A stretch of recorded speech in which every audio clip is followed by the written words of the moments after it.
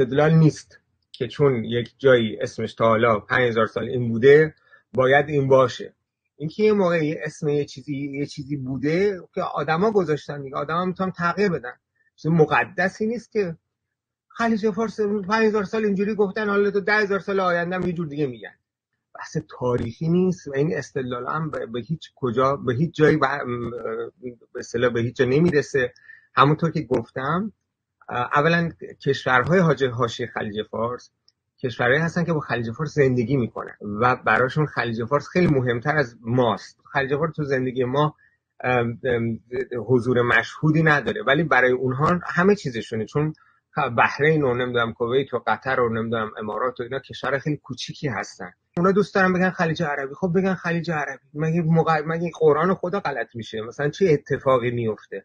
ما میتونیم اینو بپذیریم که اونا هر چی دلشون میخواد اسم بذارن. ما میتونیم از سازمان ملل بخوایم که هر دو اسم رو به رسمیت بشناسه، یعنی به رسمیت بشناسه که خلیج اونا بگن خلیج عربی ما بگیم خلیج فارس.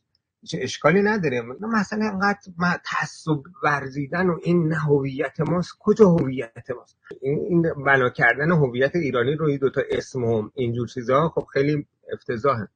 هویت ملی یه چیز جدیده.